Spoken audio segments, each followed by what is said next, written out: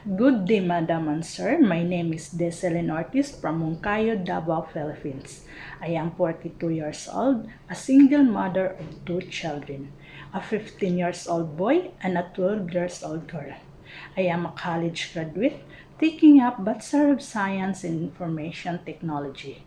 My first work experience as a nanny and household service worker is in the Kingdom of Bahrain.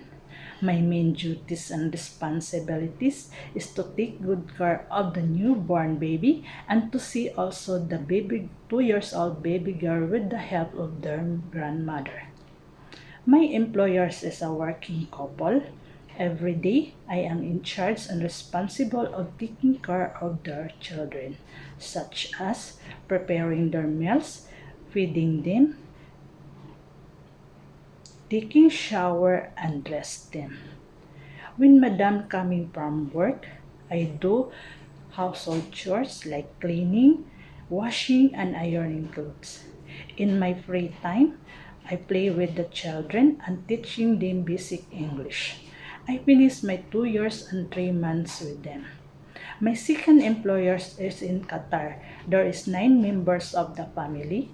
My main duties and responsibilities is cleaning the house, washing and ironing clothes, and also I'm in charge and responsible of taking care of the youngest child, such as preparing his meals, preparing his school uniforms, books, and bags.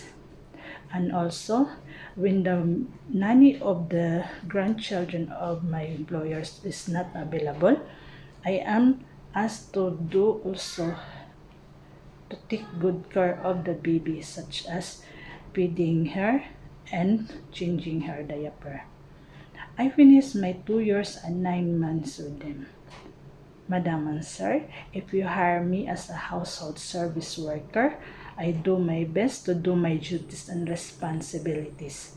I am honest, trustworthy, and loving person to your family. That's all. Thank you.